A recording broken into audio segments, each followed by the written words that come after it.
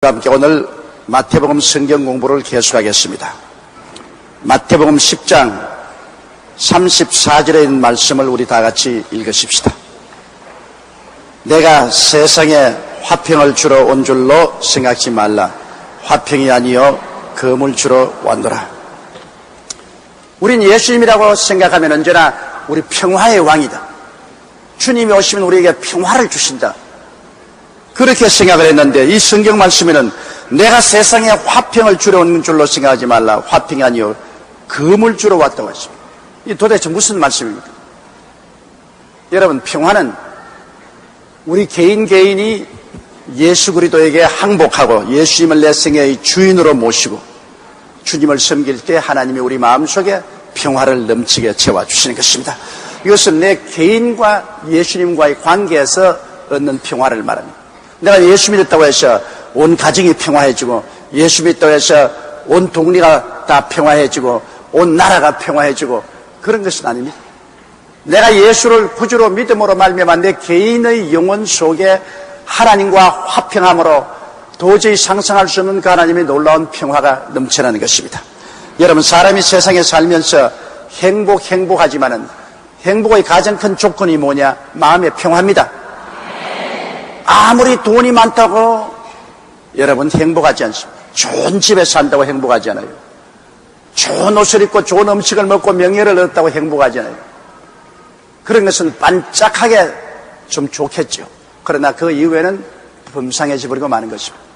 참된 행복은 마음속에 편안할 때가 행복한 것입니다. 동남풍이 불고 서북풍이 불어도 마음에 평안함이 있습니다. 돈 때문에 평안하고 지위 때문에 평안하고 명예 때문에 평안하다면 그 평안은 얼마이지 안 가서 박살이 납니다. 그러나 세월도 끊임없이 변하고 환경도 변하고 사람도 변하고 인정도 변하지만은 이 우주 가운데 절대로 변하지 않는 분이 계십니다. 우리 주 예수님이신 것입니다. 어제나 오늘이나 영원토록 동일하십니다. 이 변치 않는 예수님을 내 마음속에 탁 모시고 있으면 그러면 환경과 운명의 격동 속에서도 마음속에 평안을 가질 수가 있는 것입니다. 주님이 나와 같이 계시고 주님이 나를 사랑하시고 내가 주님께 의지하고 있으니 두려울 것이 뭐냐? 주님이 우리 마음속에 큰 평안을 주십니다. 그러나 내가 예수를 믿고 나면은 이 성경 말씀대로 주님이 내 가정이나 내 직장이나 내 생활 환경에 들어오실 때 그런 평안을 가지고 오는 것이 아닙니다. 금을 가지고 들어오시는 것입니다. 금이라는 것은 싸움을 말하는 것입니다, 여러분. 금은 정복하느냐 정복당하느냐 둘 중에 하나입니다. 중간은 없습니다. 그러므로 예수님께서 세상에 화평을 주러 온 줄로 생각하지 마십시오. 세상을 말합니다, 여러분. 이 세상에 와 화평을 주라냐면 세상은 마귀에게 속해 있습니다. 온 세상은 마귀가 점령하고 있습니다. 세상의 임금은 마귀입니다. 그런데 그 세상 임금이 마귀인데 그게 하늘나라 임금이 오셔서 하늘나라를 세우려고 하는데 싸우지 않겠습니까? 이스라엘 백성이 가나안 땅에 들어갈 때 그냥 들어갔습니까? 가나안에 7 왕국이 있었습니다. 가나안 7족과 싸워야 점령할 수 있었습니다. 예수님이 이 땅에 온 것은 하늘나라를 세우기 위해서 오셨습니다. 그런데 이 땅에는 이미 마귀가 자기 나라를 세우고 있습니다. 마귀가 임금이 되고 이 세상 사람들을 자기의 백성으로 딱 잡고 있습니다. 여기에 예수님께서 들어오셔서 하늘나라를 세우시고 임금을 세우려면 마귀의 나라를 정복해야 됩니다. 마귀를 쳐부숴야 돼요. 마귀를 쫓아내고 그 나라를 쳐부숴야 되니까 전쟁이죠. 예수님이 오시는 것은 전쟁입니다. 전쟁을 치르고 난 다음에 예수님이 하늘나라를 세우면 화평이 다가오죠. 그러나 그렇지 않고는 무시무시한 싸움이 벌어지게 되는 것입니다. 우리도 그렇잖아요. 우리 생애 속에 우리가 마귀가 우리 왕으로 다스릴 때 예수의 복음을 듣고 내가 예수를 믿으려고 할 때 마음속에 굉장한 갈등을 느낍니다. 내가 예수를 믿을 것이냐 믿지 말 것이냐 주님께 내 인생을 내놓을 것이냐 안 내놓을 것이냐 상당한 갈등을 느낍니다. 거기에서 내가 예수님을 내 왕으로 모시드리고 내 구주로 모시드리고 마귀를 쫓아내고 결정을 내리면 그때 주님이 나를 점령하시고 나를 경영하실 때 비로소 주님의 그 놀라운 평화가 내 마음속에 오게 되는 것입니다. 35절요. 내가 온 것은 사람이 그 아비와 딸이 어미와 며느리가 시어미와 불화하게 하려 함이니. 참으로 역설적인 것 같지만은 이게 사실입니다. 사람이 그 아버지와 싸운다. 아들이 턱 예수를 믿고 예수님이 왕이 되고 예수님을 순종하고 살겠다고 집에 들어오면 예수 믿지 않은 아버지는 마귀의 백성입니다. 마귀의 속에 있습니다. 그때부터 아버지와 아들이 투쟁이 벌어집니다. 왜냐? 아들은 당장 우리 집에 이제는 제사 지내지 맙시다. 이제는 우리가 예수 그리스도를 모시고 제사 대신에 예배를 드리십시다. 자, 아들은 하늘나라를 가지고 하늘나라식으로 이제 살아가려고 합니다. 그러나 세상 임금 마귀를 섬기고 세상을 따라 사는 아버지는 그러지 못하겠다. 나는 세상 지나온 대로 세상 전통대로 제사를 지내겠다. 그러면 아들은 그러면 나는 그 제사에 참여하지 못하겠습니다. 그럼 아버지는 야, 이 호로 자식아, 네가 그래 조상도 모르고 애비도 모르냐? 싸움이 붙는 겁니다. 여러분, 이 신앙의 싸움이란 참으로 무섭습니다. 타협할 수가 없어요. 이러므로 사람이 그 아비와 싸움이 붙습니다. 또 딸이 어미와 싸움이 붙습니다. 그건 왜냐? 딸하고 엄마하고는 참 친하지 않아요. 굉장히 딸하고 엄마하고는 친합니다. 그러므로 딸이 없는 엄마는 나중에 늙으면 굉장히 쓸쓸해진다. 아들은 아버지하고 친구가 되지만은 딸은 엄마하고 친구가 되어서 늘 엄마하고 같이 됩니다. 그런데 딱 딸 속에 예수님이 들어와서 예수님이 딱 점령하게 되면 그때부터 딸이 이제 엄마를 보고 엄마, 점친데 가면 안 돼. 무당, 무꾸리한데 가면 안 돼. 혹은 다른 종교를 따라가면 안 돼. 날 따라와. 엄마는 아니, 엄마와 딸의 정은 정이고 종교는 자유다. 그러므로 너는 너 거 믿고 나는 내 거 믿을 테니까 날 보고 자꾸 그러지 마라. 아니야. 나는 어머니를 꼭 주교로 인도하고 천당 가야 되겠어. 사사건건이 부딪히기 시작하는 것입니다. 어머니는 주일날 자기 종교를 섬기러 가겠다고 같이 가자 그러는데 딸은 교회로 가자고 고집을 부립니다. 그게 또 투쟁이 생기는 것입니다. 딸은 또 구역 예배 본다고 집에다가 사람들을 데리고 와서 막 전도사님이 와서 막 노래를 부르고 막 찬송하니 어머니는 방구석에 문 딱 닫아놓고 들어앉아가지고 고락선이 보고 안 본다고 그러면 여러 가지 면에서 신앙적인 충돌이 생겨서 싸움이 벌어지는 것입니다. 며느리와 시어머니는 뭐 신앙 안 해도 싸우는 겁니다. 그건 예수 안 들어와도 며느리하고 시어머니하고 절대로 조화가 되지 않습니다. 그거는 아직 하나님이 우주를 창조할 때부터 그렇게 됐어요. 왜냐하면 남자를 보고 남자가 그 부모를 떠나 여자와 연합하여 한 몸을 이루으라 했습니다. 여자 보고 떠나라고 말하지 않습니다. 남자 보고 부모를 떠나라 했습니다. 그런데 남자가 부모를 안 떠나고 부모를 데리고 여자하고 즉 아내에게 같이 와 있으면 거기에는 세력 다툼이 일어나는 겁니다.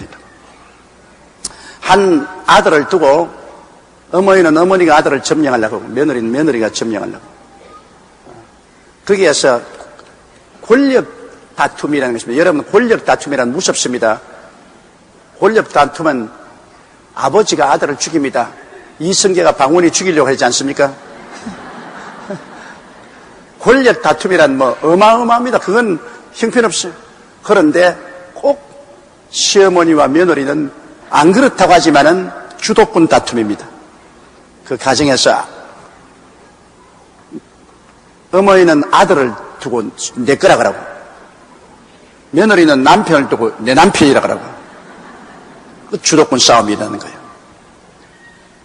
이러기 때문에 역사 이래로 시어머니와 며느리가 겉으로는 웃어도 속으로는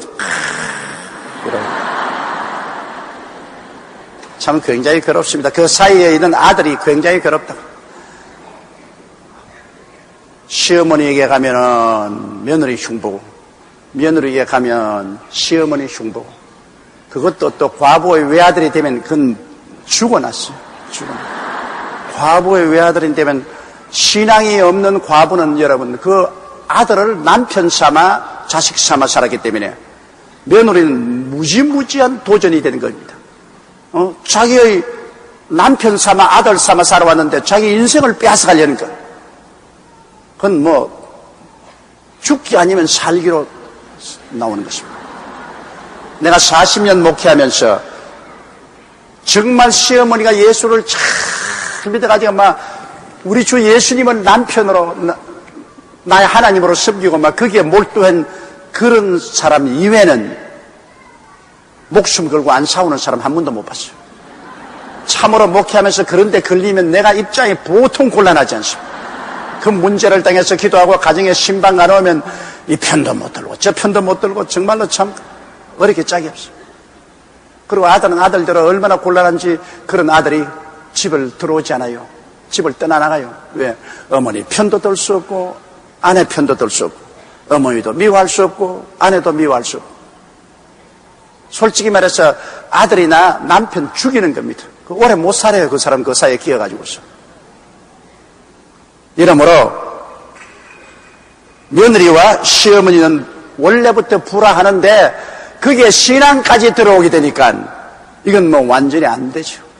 이러므로 제가 여러분께 말씀드리고 싶은 것은 며느리 된 여러분이나 시어머니 된 여러분이나 절대로 불간섭주의로 살아야 되는 것입니다. 하나님의 뜻은 남자가 그 부모를 떠나라고 그랬습니다. 영영 떠나는 거예요. 반쯤 떠나는 거 아닙니다, 여러분. 남자가 그 부모를 떠나 여자와 연합하여 한 몸을 이룰지라. 그래서 일단 결혼하고 난 다음에는 시아버지나 시어머니가 간섭하지 말아야 돼요. 같은 집에 살아도 밥을 주면 얻어먹고 옷 주면 얻어입고, 그럼 안 말따지 말아야 돼. 안 말따하지 않아도 싸움이 붙는데 말하면 안 돼요. 그러니까 내가 늘 말하잖아요. 여러분 젊을 때 열심히 일하고 돈 벌어서 늙어서 내 살 도리를 취하라, 그 말인 것입니다. 할 수만 있으면 자식들하고 같이 살지 말라, 그 말인 것입니다. 여러분 옛말에 겨서말만 있어도 처가살이 하지 말라 하지 않습니까? 처가살이도 하면 안 되지만은 부모가 늙어서 자식들 집에 붙어 산다는 것은 참으로 슬프고 고통스러운 것입니다. 이러므로 여러분께서 자식을 키울 때 여러분 능력만큼 애들에게 공부시켜주고, 시집장가 보낼 때 능력이 있으면 좀 도와주고, 그 외에는 내 살돌이 해야 돼요. 내 살돌이. 내가 사글세빵이라도 하나 가질 수 있으면 내 살돌이 해야 돼요. 그렇게 하면 마음의 평화를 가지고 살 수 있습니다. 그 이외에는 여러분 안 돼요. 나도 절대로 우리 자녀들에게 신세 안 지고 살 거야. 기도원에 가서 기도굴에서 혼자 살아도 자녀에게 신세는 안 집니다. 성경이 그렇게 만들어 놨으니까 하나님이 우리 지으실 때 함께 살아 그렇게 말 안 했습니다. 남자가 그 부모를 떠나 여자와 연합하여 한 몸을 이룰지니라. 그러므로 남자는 자기 아내하고 합해서 한 몸을 이루고 살고, 그러나 이제 자녀된 도리로서 자녀들은 부모에게 효도를 해야죠. 부모에게 이 식주 문제가 할 수만 있으면 해결해드리고 도와드려야죠. 그건 자녀의 의무입니다. 그래야 하나님께 복을 받고 하나님이 기뻐하시죠. 그러나 같이 서로 사는 것은 권력 다툼이 일어나기 때문에 안 되는 것입니다. 더구나 예수 그리스도의 복음이 들어오면 여러분 온 가족이 다 예수를 믿든지 온 가족이 다 예수를 안 믿든지 해야지, 그 가정 가운데 한 부분은 예수 믿고 한 부분은 안 믿고 그래가 끝없는 싸움입니다. 그러나 계속해서 믿음으로 밀고 나가면 언제나 예수 믿는 편이 이깁니다. 그럼 왜냐하면 우리는 살아계신 하나님을 모시고 있고, 세상 원수 마귀는 이미 예수 그리스도에게 졌습니다. 십자가에서 마귀는 정사와 권세를 다 빼앗겨버리고 무장해제된 원수막입니다. 이러므로 영적인 싸움에서 이미 우리는 이긴 편에 속아 있습니다. 우리가 계속해서 기도하고 계속 믿고 나가면 결국에는 마귀의 진이 물러가고 온 가족 성은 전체가 예수를 믿게 됩니다. 제가 가만히 보니까 예수 믿지 않은 며느리가 혼자 시집을 가서 완전히 완고하고 우상이 꽉 들어찬 그런 집에 가서 결사적으로 기도하고 부르짖고 해가지고서 온 가족을 다 예수 믿게 하고 다 변화시킨 것 부지기수로 보았습니다. 자관 여자가 예수 믿고 들어가면 거의 다 변화시켜요. 근데 남자가 예수 믿고 들어갔으면 변화를 못 시켜요. 남자는 그런 기도의 위력이 약해요. 그러나 여자는 무시무시한 결심을 가지고서 들어가서 다른 일은 다 타협해도 신앙에는 절대 타협하지 않으면서 기도와 믿음으로 나가서 온 가족을 주께로 인도하는 이런 일들이 거의 전부입니다. 오늘 남자들 구원받은 사람 치고 자기 스스로 교회 발로 걸어온 사람 거의 없어요. 어머니나 아내의 강요에 끌려서 왔지. 여성들에 끌려서 교회에 나왔지 남자들이 스스로 교회 오는 사람들은 별로 많지 않습니다. 이러기 때문에 신앙생활은 여성이 남성보다 훨씬 강합니다. 교회는 여자 성도들이 없으면 절대로 성립이 되지 않습니다. 여성 파워가 천당에서는 굉장히 큽니다. 나중에 천당에 올라가면 전부 높은 자리는 여성들이 다 차지하고 그렇게 될 거예요. 이때부터 제가 여러분에게 잘 보여놔야 천당에 가서 여러분에게 대접을 받죠. 36절에요. 사람의 원수가 자기 집안 식구리라. 집안에 이러한 사상적인 대결이 일어나고 신앙적 대결이 일어나면 가장 무시무시한 원수가 집안 식구가 되는 것입니다. 사상 대결이나 이러한 신앙 대결이 일어나면 그때는 혈연 관계가 다 끊어집니다. 그건 무시무시한 원수가 되는 것입니다. 이렇기 때문에 여러분, 우리의 원수는 언제나 멀리 있지 않습니다. 지극히 가까운 곳에 있습니다. 예수님께서도 말씀하기를 나와 함께 밥상에 밥을 먹은 사람이 발 뒤꿈치를 들어 나를 찾다고 말하십니다. 예수님을 팔은 사람이 누굽니까? 12 제자 중에 예수님의 지극한 사랑을 받은 가룟 유다가 아닙니다. 언제나 우리에게 등에 칼을 대는 사람은 먼 데 있는 사람이 되지 않습니다. 가장 가까운 사람, 내가 애착한 사람, 내가 사랑하고 돌봐준 사람, 이러한 사람들이 칼을 댑니다. 먼 데 있는 사람은 내 자신을 모르지 않아요. 나의 사생활도 모르고 비밀도 모르지 않아요. 가까이 있는 사람이 모든 것을 다 알고 난 다음에 자기의 이익에 배치되고 자기의 요구를 들어주지 않을 때 칼을 갖다 댈 수 있는 것입니다. 이러므로 언제나 원수도 가까운 데 있고 또 집안 식구가 원수가 됩니다. 더구나 부모 상속 문제 두고는 자녀들이 그냥 철저히 원수가 됩니다. 물질이 얼마나 무서운지 인정을 형편없이 다 깨달아 놓을 수 있습니다. 그렇지 않은 가족도 있고 그렇지 않은 자녀도 있지만 대개의 경우에 물질이 많으면 많을수록 상속 문제로 말미암아 자녀들이 원수가 되는 일이 많습니다. 이러므로 여러분, 물질이 많거들랑 일찌감치 여러분께서 재산을 갈라줘 버려야 돼요. 아주 유언으로 분명하게 재산을 유언으로 갈라주고 나중에 싸움 붙지 않도록 해야 돼요. 그렇지 않거들랑 여러분, 제일 좋은 길은 여러분께서 사는 동안에 먹고 입고 마시고 하고 싶은 대로 하고 시작 때는 하나님께 바치고 하는 것이 제일 좋습니다. 그러면 하늘에 상급이 있지. 여기 하늘에 붙이면 하늘로 온라인으로 직행으로 들어갑니다. 여러분, 요 사이는 하늘나라도 과학이 발달돼 가지고서 그냥 온라인으로 직행으로 하늘에 올라갑니다. 하늘나라에 가서 여러분 상급이 있죠.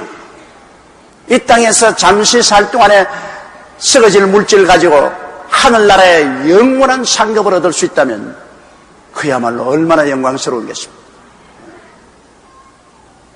자식들에게 물질 주고 난 다음에 고맙다 말 듣지도 못할 바에 하늘나라에 물질 드리고 하나님께 상급받는 것이 얼마나 좋습니까? 이 세상에 살면서 자녀들에게 물질 주어서 부모에게 고맙다고 부모 업고 다닐 자식 있으면 한번 데려와 보십시오. 내가 이게 상급을 줄 테니까. 물질은 아무리 주어도 부족합니다. 받으면 더 받고 싶고 또 받으면 또 더 받고 싶죠. 만족하다고 해서 감사할 사람 누가 있습니까? 또 받으면 마땅히 받았다고 생각하지 귀한 거 주었다고 그렇게 고맙게 생각합니까? 이러므로 여러분 섭섭이가 들어가지 않기 위해서는 절대로 자녀들에게 뭘 줄 때 기대하지 말고 줘야 되는 것입니다. 난 우리 애 셋 놈 있지만 내게 돈 빌려가서 도로 갚은 적 한 번도 없어요. 언제나 내게 가서 아버지 돈 있어요. 좀 빌려주세요. 내일 갚을게. 근데 뭐냐? 그러고 나는 기대를 안 해요. 그거 받으려고 하면은 속상하니까 아예 기대 안 하는 게 좋아요. 두 곳에 돈 빌려주고 받으려고 생각하면 안 됩니다. 마누라에게 돈 빌려주고 받으려고 생각하지 말고 자식에게 돈 빌려주고 받으려고 생각하지 말고 그거는 아예 못 받는 겁니다. 그러니까 받지 않는 게 좋아요. 그러나 자식은 부모에게 돈 빌려주면 꼭 내놓으라 그럽니다. 자식은 꼭 와서 내놓으라 그래요. 그렇기 때문에 부모와 자식 간에 동업을 하면 동업이 된다 그래요. 그러나 형제 간에 동업은 동업이 안 됩니다. 부모 자식 간에 사업을 해서 동업하는 것은 자식이 자꾸 훔쳐먹는 건 부모가 알면서도 눈 감고 있거든. 그냥 동안데 자식이 자꾸 자기 것으로 모아가도 부모님은 야 기왕 줄 것 막 내버려 놓아라 하지만 형제간은 그렇지 않아요. 형제간은 줄 것 주고 받을 것 받고 분명하단 말입니다. 내가 옛날에 어릴 때 자랄 때도 우리 애들 자랄 때도 보면은 얘들 와서 내 방에 와서 문 턱 열어놓고 내 옷이라도 좋은 거 있으면 그저 자기들아 주섬주섬 주고 넥타이도 좋은 거 가지고 아버지 입어요? 그래서 가져가 놔버립니다. 야쓸 수도 없고 그래 가져가거라. 그런데 동생이 그랬다가는 별 재미가 없어요. 자식은 와서 뭐 옷도 가지고 넥타이도 가지고 구두도 아버지 구두 좋은 거 있으면 신고 나가버리고 하는 건 어떻게 합니까? 빼앗을 수 있나? 그걸 내버려 놓는 거죠.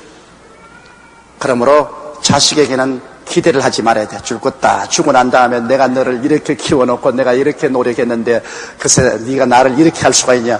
그런 바보 같은 소리 하지 마. 아예 그런 소리 하려면 처음부터 하지 말지. 그저 내가 부모에게 받았으니 나도 또 준다. 그러한 생각으로 여러분 자녀를 37절요. 아비나 어미를 나보다 더 사랑하는 자는 내게 합당치 아니하고 아들이나 딸을 나보다 더 사랑하는 자도 내게 합당치 아니하고. 우리 하나님은 여러분 굉장히 셈이 많으신 어른이십니다.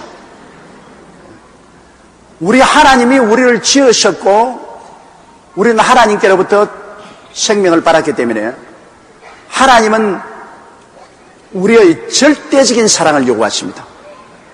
한 60% 사랑하고 한 40% 사랑 안 하고 그런 거 아닙니다. 우리 하나님은 우리의 마음의 전부를 원하시죠. 전부 아니면 그냥 놓습니다. 그렇기 때문에 마음을 다하고 뜻을 다하고 목숨을 다하고 정성을 다하여 주 하나님을 사랑하라 그러십니다. 하나님의 사랑에는 여러분 타협이 있을 수가 없습니다. 전적으로 사랑해야 돼요. 그런데 여기 여러분 우리가 세상에 살면서 가장 우리에게 가까운 것이 혈연관계 아닙니까? 우리 혈연관계, 아비나 어미, 이건 우리 혈연관계입니다. 그리고 또 아들이나 딸, 이것은 혈연관계입니다. 이 세상에 가장 가까운 사랑이 혈연관계의 사랑만큼 가까운 것이 없습니다. 아버지와 어머니와 자식, 또 아버지와 어머니와 그 자식을 사랑하는 그 관계는 부모가 자식 사랑하고 자식이 부모 사랑하는 이 혈연관계거든요. 그러나 여기에도 예수 그리스도보다 더 사랑하는 일이 생기면 주님께 합당하지 않다 그랬습니다. 여러분 우리 주님이 셈이 보통 센 게 아닙니다.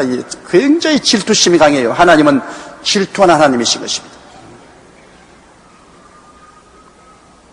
남편이 아내를 뜨겁게 사랑하면 아내에 대한 질투심이 굉장히 강합니다. 그래가지고서 아내가 자기보다도 누구를 조금이라도 더 사랑한다고 생각하면 마음속에 이글이글 불이 타는 겁니다. 그건 뭐 또 한 가지요. 아내도 그렇지 않습니까? 그 남편이 꼬랑 할머니라도 자기보다 더 한눈 팔면은 안 좋아하는 것입니다. 이처럼 부부 간에도 두 사람 사이에 사랑의 완전성이 있어야지요. 반쯤 사랑하고 반쯤 사랑한다. 이거 있을 수가 없어요. 그런데 여러분, 우리 하나님께서는 절대로 여러분께서 하나님을 이용해서 자식을 사랑하고 하나님을 이용해서 부모를 사랑하는 이러한 일은 있을 수가 없습니다. 전적으로 하나님을 사랑해야 돼요. 예를 들어 말하면 내가 11조 드릴 재산을 모아놨는데 11조가 한 1,000만 원쯤 됐다 합시다. 그럼 자식이 와서 아버지 지금 사업 자금이 없어요. 내가 지금 굉장히 어려운데 아버지 돈 그 11조 모아놓은 거 있잖아요. 그거 좀 나 섭시다. 쓰고 나 좀 갚아주면 되지 않겠어? 그럼 어떻게 됩니까? 아버지가 갈등해 이럽니다. 나는 하나님께 드리려고 11조 모아놨는데 내 눈에 넣어도 아프지 않은 자식이 와서 사업 자금을 대달라고 하는데 내 돈인 줄 알고 빌려달라는데 어떻게 할 것이냐?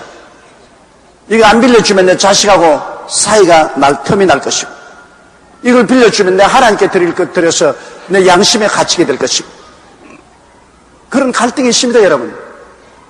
그런데 내가 하나님을 전적으로 100% 사랑하면 단호하게 그건 노해야 되는 것입니다.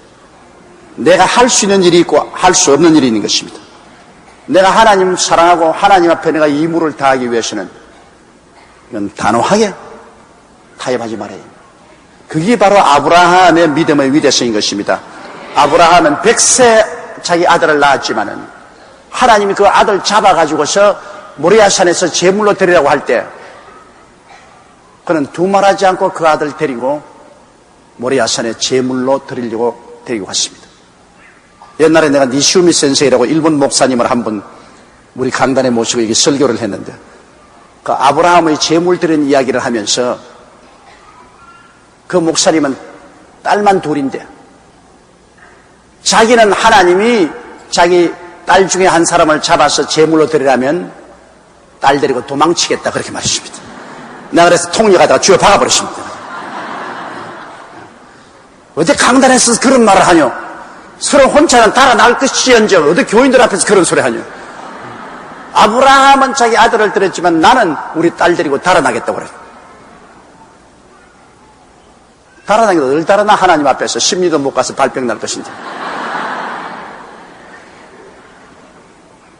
이러므로 여러 가지 여러분 하나님이냐 내 자식이냐 그 둘 중에 하나를 택할 수밖에 없는 그런 위치에 도달하게 될 때는 우리는 단호하게 하나님 편을 택해야만 되는 것입니다.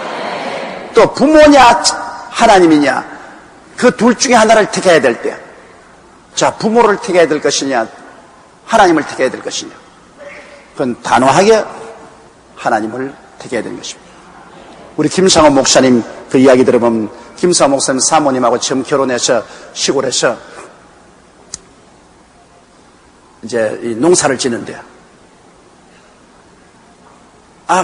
주일날 시아버지 시어머니가 다 밭에 나가서 일하는데 김상호 목사님도 예수를 안 믿었어요. 그런데 그 사모님이 먼저 예수를 믿고 주일날 딱 아침에 아주까리 머리로 기름으로 머리 탁 바르고 탁 옷 다 입고 시아버지 시어머니 남편이 밭에 가서 일하는데 딱 성경책 들고 그냥 시골길 걸어서 교회를 나가요. 그러니 온 동네 사람이 욕을 다 하고 시아버지 시어머니가 얼마나 화가 났으면 신랑이 얼마나 화가 나갔습니까? 그래 예배 보고 돌아오는데 시아버지가 돌을 들고서 내리 던졌는데 돌이 뒤쿵시 맞았어. 맞아가 이 뒤 골이 깨어졌어요. 피를 철철 흘리고 뭐 그래도 두말하지 않고 그는 단호하게 주님을 믿었어요. 그 결과로 그 남편 김상호 목사님도 주께로 인도해서 주의 종이 되게 하고 그 시아버지 시어머니 다 주께로 인도했는데 나중에 그 사모님이 천당에 가고 난 다음에 김상호 목사님이 죽었는지 환상인지 천당에 올라갔어요. 사흘 동안. 같이 그 부인을 만나보니까 이 뒷머리가 여기 막 다이아몬드처럼 빛나더랍니다. 그래서 물었다는 겁니다. 아, 그 뒷머리가 왜 그렇게 빛나니까, 아니, 기억하느냐고. 내가 옛날에 주일날 예보고 오다가 당신 아버지에게 돌로 얻어맞아가 머리 깨지는 거예요. 주를 위해서 핍박을 받은 것은 하늘나라에 가서 그렇게 빛난다는 것입니다. 타협 없는 신앙. 그게 말이 쉬울지 어렵습니다. 김 목사님 그 말 들어보면 요사이는 여러분 수리시설이 달 때여서 비가 안 하더라도 거의 다 농사를 짓지 않아요. 옛날에는 정말로 비가 안 오면 천수답은 물이 없어 농사 못 져요. 그런데 이제 모심기를 하는데 그 저수지 물을 이제 순수를 되어서 받아가지고 모심기를 하는데 김상호 목사님 논에 모심기를 하는 날이 딱 주일이라. 주일날 그 저수지에서 나오는 물을 못 받으면 월요일날은 다른 논으로 가버려요. 못 받아요. 그 갈등, 자, 주일날 농사를 못 지으면 온 식구가 1년 굶어 죽어요. 그 주일날 농사를 지을 것이냐, 아예 그날 물 못 받고 교회로 갈 것이냐. 여러분 지금 이야기가 돼야 그렇지 실제로 한번 당해 보세요.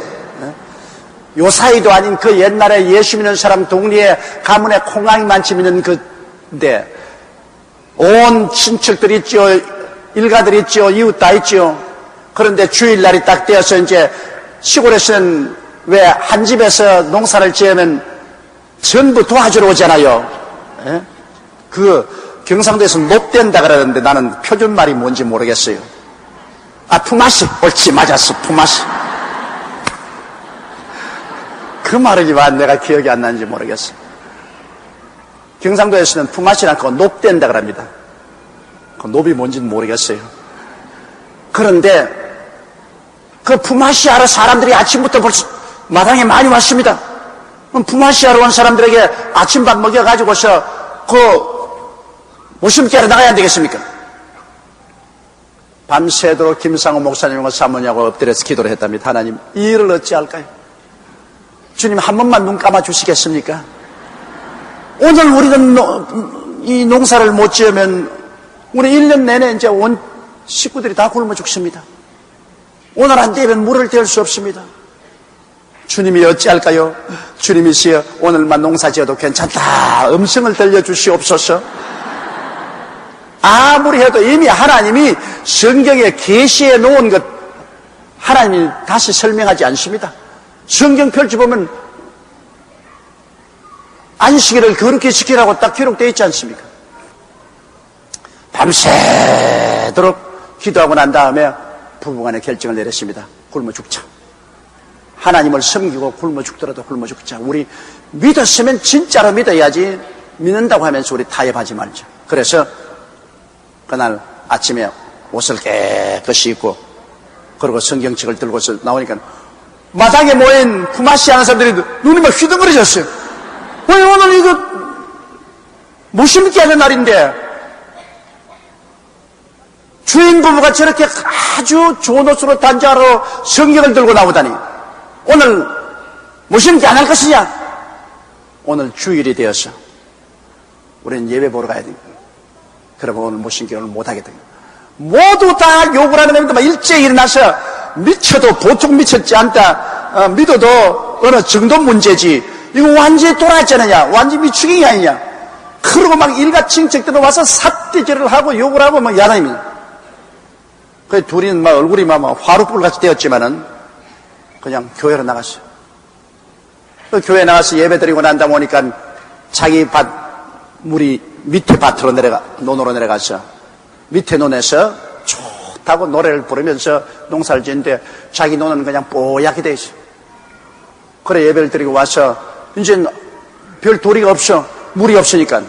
그래서 물 없는 논에다가 자랄 수 있는 것은 뭐냐. 조를 심으면 조는 물이 없어도 잘 자라요. 그래서 논에다가 조를 심었습니다. 논이 비옥하기 때문에 여러분 보통 토박한 밭에다가 조를 심는데 논에다가 조를 심으니 조가 얼마나 잘 됩니까? 그래 조를 심으니까 조가 시커멓게 자라야지만 너 모든 사람이 손가락질합니다. 저거 말이야 벼를 심어 날 논에다가 조를 심어가지고서 밭농사를 지는 전 바보가 아니냐. 저거 예수쟁이라고. 예수의 저리다. 그랬는데 김 목사님 말씀에 그에 얼마나 가뭄이 왔든지 저수지가 다 말라버리고 나중에 벼를 심은 놈들이 다 말라가지고서 벼가 다 말라버렸어. 그래도 오직 안 마르고 자라는 것은 조만 시커멓게 자랐어. 그래서 그의 조수확을 해가지고서 조밥을 온 식구가 다 먹고 남아가지고 그가 오히려 논을 샀대요.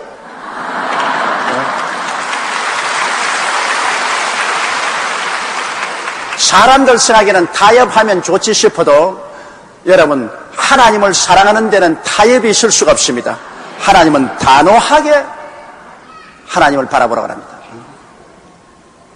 우리 김서만 목사님 말씀대로 교회 재벌이 좀 와서 돈을 많이 내면 좋겠다 그렇게 생각했는데 아무리 기도해도 재벌을 안 보내주는데 왜 안 보내느냐. 하나님이 온칸 큰 재벌이라 세상에 시시한 재벌을 의지하지 말라고 그래서 재벌을 안 보내준다고 그랬는데 우리 신앙생활에 가장 신앙이 진짜냐 가짜냐의 문제가 이 사랑 문제에 있습니다. 이 하나님이냐 나의 개인적인 생활이냐의 문제 중에서 갈등을 느낄 때 하나님을 저버리고 자기 생활을 취하는 사람이 너무나 많습니다. 그렇게 해도 하나님 배신감을 느껴요. 너 나를 이렇게 배반했지. 그러면 좋다. 이제 네가 나중에 날 필요할 때 내가 너를 도와줄 이유가 있겠느냐. 제일 여러분 무서운 것이 배신감을 느끼는 겁니다. 인간 생활도 그렇지 않습니까? 남편이 아내를 배신했다고 생각하면 아내는 그때부터 남편에 대한 충성이 사라집니다. 또 아내가 남편을 배신했다고 생각하면 그 남편은 아내에 대한 사랑이 식어지는 것입니다. 우리가 항상 집단으로 살아도 제일 무서운 것이 배신입니다. 일본 사람들은 집단주의인데요. 일본에는 자기의 단체를 배신하면 자살합니다. 자기 단체를 배신하는 사람은 꼭 배를 째라고 합니다. 자살하라고 합니다. 우리 하나님, 여러분 마음을 다하고 뜻을 다하고 정성을 다하고 목숨을 다하여 주 하나님을 사랑해야만 되는 것입니다. 너무 아멘은 쉽지만은 정말로 부딪히면 힘이 듭니다. 여기에서 여러분이 하나님을 배신하지 않고 신뢰를 쌓아 올라가면 그때는 하나님이 여러분을 그만큼 축복해주고 그만큼 믿어주는 것입니다. 그런 사람의 기도는 하나님이 응답을 하시오. 그러나 하나님을 물 먹듯이 배신을 하면은 그때는 하나님께 아무리 부르짖어도 하나님이 신뢰하잖아요. 제일 어려운 것이 이거 아닙니까? 아비나 어미를 나보다 더 사랑하는 자는 내게 합당치 아니하고 아들이나 딸을 나보다 더 사랑하는 자도 내게 합당치 아니하고 이건 가장 절실한 문제입니다. 다른 문제보다도. 그러나 그런 문제에 이르기까지라도 하나님은 타협하지 마라. 부모를 잃더라도 나를 잃지 마라. 자식을 잃더라도 나를 잃지 말라. 올바른 말입니다. 나중에 부모는 나를 버릴지라도 주님은 날 버리지 않습니다. 자식은 나를 버릴지라도 주님은 날 버리지 않습니다. 나를 위해서 십자가에 못 박여 몸을 찢고 피를 흘린 분이 누굽니까? 부모도 십자가에 못 박여 몸을 찢고 피를 흘리지는 못합니다. 하물며 자식은 더 못하죠. 우리 주 예수님은 우리를 위해서 십자가에 몸 찢고 피를 흘리며 우리에 대한 사랑이 증명되었습니다. 그냥 빈말로 우리 사랑한다는 말 하지 않습니다. 우리에 대한 사랑이 확정되었습니다. 이 그리스도의 확정된 사랑, 이 사랑에 대해서 우리가 배신하지 말아야 되는 것입니다. 그러면 우리가 늘 기도합시다. 하나님이여 시험에 들지 말게 하여 주시옵소서. 주님을 절대 배신하지 않고 주님을 섬기고 살 수 있도록. 또 38절요. 또 자기 십자가를 지고 나를 쫓지 않은 자도 내게 합당치 아니하니라. 여러분 십자가는 뭡니까? 형틀입니다. 십자가는 사형틀이라고요. 자기 십자가를 자기가 걸머지라는 것은 자기 중심, 자기 탐욕, 자기 욕심에 대해서 죽으라는 것입니다. 자기에 대해서 죽고 주님 중심으로 사는 것입니다.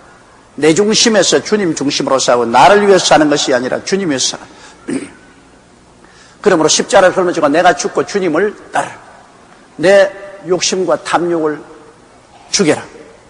아담과 하와가 바로 에덴 동산에서 자기를 죽였다면 선악과를 따먹지 않았습니다.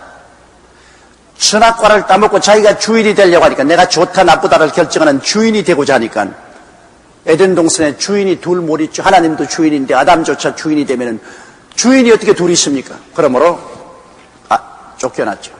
여러분의 생애도 마찬가지입니다. 여러분 생애 속에 주인이 둘이 있을 수가 없어요.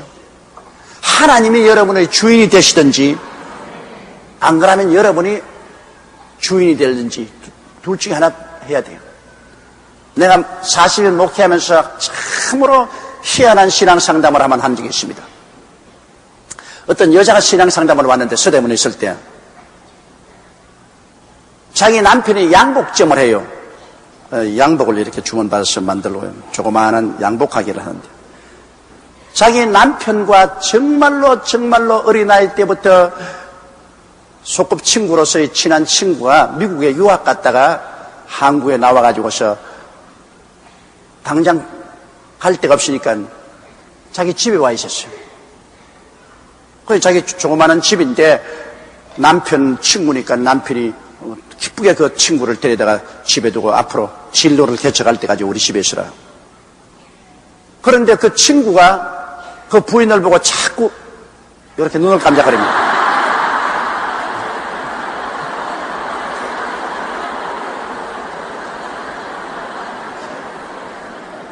그래 그 부인이 하는 말이 10번째가 안에 넘어가는 나무가 없다고. 자기가 비교해보니까 자기 남편은 양복점을 하고 있고 이분은 미국 유학까지 갔다 와서 상당히 장래가 촉망된 분인데 이분이 남편이 아침에 직장에 나가버리면 이분은 갈 데가 없으니까 집에 남아있다는 겁니다. 집요하게 자기에게 자꾸 눈을 깜짝거리고 그냥 자기 부엌에 나가 일하면 부엌에 나는 일도 도와주고 그러고 칭찬해주고 자꾸 이러니까 그만 애다 모르겠다. 그러고 그 남자에게 넘어갔어요. 그래가 이 여자는 깊은 갈등에 빠졌습니다. 자, 양손에 떡을 쥐었더랬죠. 그러니 이 양복점하는 자기 남편하고는 조강지처로서 어릴 때부터 만나가지고 지금까지 열심히 같이 살아왔다. 그 남편도 버릴 수가 없다, 양심적으로. 그런데 또 이 미국 유학 온 이 사람은 무엇을 보나 남편보다 더 낫고 장래성이 있는데 또 이 남편이 너무나 새로운 남자가 자기를 사랑하기 때문에 또 그 남자도 또 버릴 수가 없다. 그러나 나중에 이제 이것이 남편에게 들통이 났어요. 들통이 나는데도 그 남편이 얼마나 마음이 좋은 사람이냐면 나 같으면 당장 몽둥이 12레가 쫓아내버릴 건데 그냥 또 남편이 또 그래 같이 살자 그럽니다. 이래가 한 방에서 살았어요. 초저녁에는 남편 보고 자고 12시가 넘으면 옆으로 또 돌아 누워서 이쪽 남자하고 살고. 그런데 참 그 남편이 말이야 마음이 얼마나 좋은 사람인지 모르는 좀 모자라겠어. 그 자기 친구하고 마누라 가운데 좀 그렇게 살아요. 근데 자기 친구는 이 여자 보고서 자꾸 달아나자 둘이 같이 달아나자 그런데 이 여자는 이 자기 남편을 또 배신할 수는 없어. 그런 양심은 없어. 그래서 양편에 끼어가 너무너무 고통을 당하고 그는 내게 신앙 상담을 왔어요. 목사님 나는 어떻게 해야 됩니까?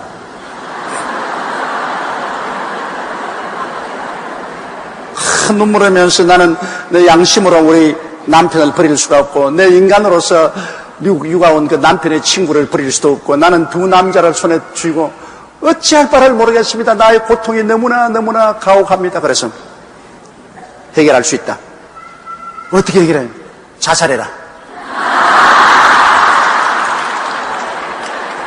나로서는 그런 말밖에 할 수가 없어. 신앙 상담에 자살하라. 예? 자살하라고요? 기독교식으로 자살을 해라. 세상적으로 자살하면 기독교식 자살은 십자가에 매달리는 것이다. 십자가에 매달려서 내 탐욕과 욕심에 대해서 죽어버린 것이 기독교 자살이다. 당신의 탐욕과 욕심에서 해탈이 되면은 그때 눈이 밝아져서 어떻게 살아야 될지 알게 될 것이다. 지금은 내가 무슨 말을 해도 당신 귀에 안 들어요. 당신 예수를 구주로 모시고 십자가에 당신 자신을 못 박아버려요. 십자가라는 것은 형틀이다. 자기를 십자가에서 완전히 죽여버리고 주님 중심으로 살아. 주님을 주인으로 삼아라. 지금 당신이 주인이 돼가 양떼를 쥐고 있지 않냐. 주님을 완전히 주인으로 삼으면 주님이 주인이 시킨 대로 해야 된다. 주인이 시킨 대로. 그래서 그날 회개하고 눈물을 흘리고 예수를 구주로 모시고 예수님을 주님으로 모셨습니다. 주님으로 모시고 주인으로 모시고 종이죠.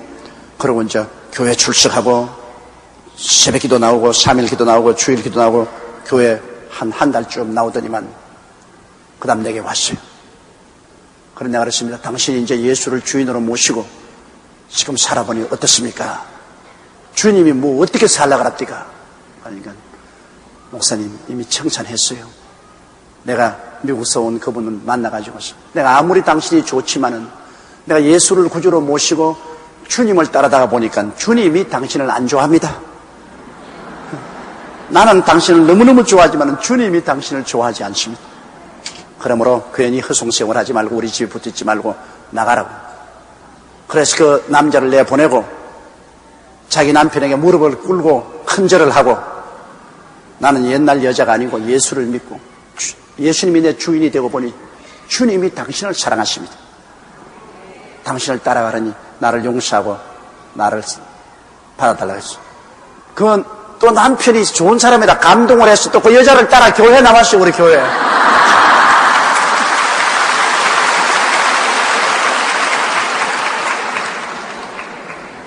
그래서 내가 그때 그 이야기를 유명한 방송 작가 주테익스에게 얘기해서 주테익스에서 루트란 아우에서 그것을 연극으로 만들어가지고서 자살을 하시오 이 제목으로 라디오 방송 극으로 나온 적이 있습니다. 사람이 살다 보면 희한한 일도 다 봐 그냥. 근데 그 여자는 자기 십자가를 검에 짐으로 해결이 됐습니다. 십자가를 안 검어줬으면 해결이 안 되죠. 자기가 주인 노릇하고 있을 때는 욕심을 다 부리다가 예수님을 주인으로 모시니까 이제 예수님의 종이 되니까 주인은 시키는 대로 종이 따라해야 되는 것입니다. 여러분, 아담과 하와가 주인이 되었기 때문에 문제입니다. 여러분과 나도 주인이 되면 안 돼요. 내가 좋다 나쁘다 결정하면 내가 주인이죠. 종은 좋다 나쁘다 결정 못해요. 좋다 나쁘다의 결정은 주인이 해요. 종은 주인이 결정한 대로 따라만 가면 되는 것입니다. 그러므로 여러분 참으로 예수를 믿는 사람은 여러분 자신을 십자가에 못 박아서 내 중심의 인생이 주인된 내가 죽고 내가 주님 앞에 종이 되고 주님을 주인으로 섬기고 따라갈 때 여러분이 십자가를 걸머지게 되는 것입니다. 십자가를 걸머진 사람은 우리 예수님이 주인이 되는 것이고 십자가를 걸머지지 않은 사람은 자기가 주인이 되는 것입니다. 자기가 예수님을 이용하죠. 자기가 주인 된 사람은 내가 필요하면 예수님 불러 제끼고 필요 없으면 제껴버리고 필요하면 주일날 교회 나가고 필요 안 하면 안 나가고 필요할 때는 11조 드리고 필요 안 하면 내가 땡겨서 버리고 자기가 주인 노릇하는 것입니다. 우리 인생은 일단 예수를 믿으면 내 십자가를 걸머지고 나는 죽고 주님을 주인으로 모시는 사람으로 거듭 태어나서 나가기 때문에 내 마음대로 인생을 못 살아요. 우리 주인이 하라는 대로 살아야 되는 것입니다. 주인이 성수주의를 하라니까 우리는 종이니까 주인을 지켜야죠. 주인이 물질 중 11조를 내놓으라 하니까 내놓는 거죠. 그건 내 거 아니고 주인이 시키는 일인데 주인이 성경 읽고 예배 드리라 하면 나 그대로 하는 거죠. 종은 주인이 시키는 일대로 하는 겁니다. 그러면 주인이 기뻐하사 우리에게 복을 주시고 우리를 책임져 주시죠. 내가 예수님의 종이 되었으니 주인된 주님이 나를 책임 안 질 테겠어요? 그러면 주인된 주님께서 내게 무엇을 먹을까 무엇을 입을까 무엇을 마실까 다 돌봐줄 것이고 병들 때 고쳐주시고 고난받을 때 건져주시고 그렇게 하잖아요. 지금 우리 한국 문제도 그렇습니다. 우리 한국의 IMF 한파로서 지금 무척 고통스러워요. 금년도에 벌써 10,000개 이상의 기업이 무너졌어요. 100만여 명의 실업자가 생겨났어요. 그럼에도 불구하고 아직까지 한국은 여러분 진짜 추위에 들어가지 못한 이제 초겨울에 들어왔어요. 앞으로 금융 구조 조정이 일어나고 정말로 기업 구조 조정이 일어나면은 앞으로 100만 이상의 실업자가 더 생길 것이고 그만큼 많은 기업이 무너집니다. 한국의 경제는 깊은 수렁에 빠지고 침체에 빠집니다. 대단히 추운 겨울이 우리 앞에 지금 다가오고 있습니다. 지금은 별로 안 추워요, 여러분. 진짜 추울 것이 요번 11월, 12월 이렇게 들어오면 그때가 다가와요. 우리가 이 어려움을 견뎌나가기 위해서는 우리가 주인이 되어서는 안 됩니다. 지금 전부 우리가 주인이 되어서 우리가 이게 좋다 나쁘다 이게 좋다 나쁘다 뭐 정치가는 정치가대로 이것이 좋다 나쁘다 기업인은 기업인대로 이것이 좋다 나쁘다 노동자들은 노동자대로 이것이 좋다 나쁘다 이래가 막 우리 한국의 주인이 너무 많습니다. 전부 정치인이 다 주인이고 기업인들이 다 주인이고 노동자들이 다 주인이고 국민들이 다 주인이고 다 자기 좋은 대로 생각하고 있습니다. 주님께서 보고 잘 논다 해봐라. 잘 논다. 너희들 마음대로 한번 해봐라. 문제는 우리가 깨어져 가지고서 주님을 주인으로 모셔야만 되는 것입니다. 우리 정치인이나 경제인이나 노동자나 국민 전체가 회개하고 천부의 어지없어 손들고 옵니다. 주 나라를 버리면 내 어디 가리까. 주님을 주인으로 섬기고 이제는 주님께서 시키는 대로 살겠습니다. 하나님 중심으로 서게 되면 뭐 하나님이 이 문제를 뭘 해결 못하겠어요? 간단히 해결하시죠. 우리 알지 못하는 크고 비밀한 일을 우리 주인께서는 해결할 수 있는 것입니다. 우리가 아는 것으로 살아냅니다. 우리 전혀 모르는데 하나님이 뻥 하고 문제 해결해 줘요. 크고 비밀한 일을 가지고 주님 계셔요. 우리 주인은 그런 능력이 있어요. 그런데 우리 한국이 아직까지도 그렇게 깨어져서 우리 주님을 주인으로 모시고 나오지 않기 때문에 이런 고통이 생기는 것입니다. 뭘 주인이 되어 있으면 안 돼요. 여러분, 교회는 여러분, 오늘날 교회도 민주주의가 들어와 가지고서 전부 사람들이 민주주의로 다수 이결로 무슨 결정하지 하는데 어림없는 소리입니다. 여러분, 세상은 민주주의가 될지언정 교회는 민주주의가 아닙니다. 교회는 예수주의입니다. 예수님이 교회의 머리가 되시는 것입니다. 예수님이 절대 주권자가 되셔. 우리는 예수님의 뜻을 받들어 나가는 것이 교회지 우리가 모여서 민주주의로 투표해가지고서 우리 좋은 대로 하는 것이 교회가 아닙니다. 교회는 여러분 민주주의가 아닙니다. 교회는 신본주의입니다. 아버지와 아들과 성령 삼위일체 하나님이 교회를 점령하시고 하나님께서 교회를 이끌어 나갑니다. 여기는 에덴 동산이 있지만 선악과는 없습니다. 여기는 예수님이 생명과 되시고 우리 선악과 따먹고 좋다 나쁘다 우리가 결정할 것 아닙니다. 우리 주님께서 우리를 인도하시고 지도하십니다. 기도하고 성령이 인도한 대로 우리는 따라가는 것이 교회인 것입니다. 그러므로 1차적으로 우리 한국을 구원하기 위해서는 교회 아닌 세상은 주님을 주인으로 모시지 않기 때문에 교회만이라도 우리가 전부 합쳐서 마음을 다하고 그 다음 39절 한 절만 더 합시다. 자기의 목숨을 얻는 자는 잃을 것이요 나를 위하여 자기의 목숨을 잃는 자는 얻으리라. 이것이 이제 우리 한국에 준 말인 것입니다. 우리가 살겠다고 발버둥 치면 죽어요. 주님을 위해서 우리 목숨을 내어 던지면 주님이 우리를 살려주시고 우리가 주님 없이 살겠다고 발버둥 치면 죽습니다. 이순신 장군도 그 말 하셨습니다. 노량해전 전에 말하기를 우리가 죽기로 각오하면 살 것이요 살기로 작정하면 죽을 것이라고 말하셨습니다. 이순신 장군도 그렇게 하고 노량해전에 나가서 일본 해군을 격파하고 한국을 구출했는데 오늘 예수님이 하신 말씀이 참말입니다. 우리가 위기에 처하고 고난에 처할 때 우리가 살겠다고 발버둥 치면 죽습니다. 우리가 자신을 죽고 주님만 간절히 찾으면 살고 주님을 저버리고 우리 인간의 힘으로 살겠다고 발버둥 치면 우리는 다 죽고 마는 것입니다. 그러므로 자기의 목숨을 인간의 힘으로 얻으려고 하지 마십시오. 인간의 수단과 방법과 노력으로 자기 목숨을 얻은 자는 결국 얻은 줄 아는데 보니 나중에 잃어버리고 맙니다. 그러나 주 예수를 위해서 목숨을 잃어버립니다. 주 예수 그리스도의 말씀을 순종하기 위해서 리스크 짝이 없는 일을 하고 세상 사람이 다 자기 죽을 일을 한다고 생각한 목숨을 잃으면 그 사람은 삽니다. 사드락과 메삭과 아벳느고 보십시오. 우상에 절하지 아니하면 7배나 뜨거운 풀무불에 너를 던지겠다고 할 때 사드락 메삭 아벳느고가 느부갓네살에게 뭐라고 했습니까? 왕이여, 그렇게 하면 우리 하나님이 능히 우리를 건지겠거니와 건지지 않더라도 왕과 왕의 우상에 절하지 않겠나요? 그들은 하나님을 순종하기 위해서 자기 목숨을 잃었습니다. 7배나 더 뜨겁게 한 풀무불 속에 군인을 명령해서 사드락과 메삭과 아벳느고를 잡아서 묶어서 던져넣습니다. 그러자 보니까 거기에 제 4번째 사람, 하나님의 아들 같은 사람이 나타나서 사드락과 메삭과 아벳느고가 불 가운데서 춤을 추고 있는데 머리카락 하나 타지 아니하고 옷에 거스른 흔적도 없습니다. 느부갓네살이 거룩한 하나님의 종 사드락과 메삭과 아벳느고여 이리 나오라. 불에서 나와보니 그들은 옷에 불 서쳐간 냄새도 안 나요. 그들이 하나님을 위해서 목숨을 버리니 하나님이 그들의 목숨을 건져주시겠습니다. 여러분, 이 법칙은 만고불변입니다. 내 욕심으로 살려고 하면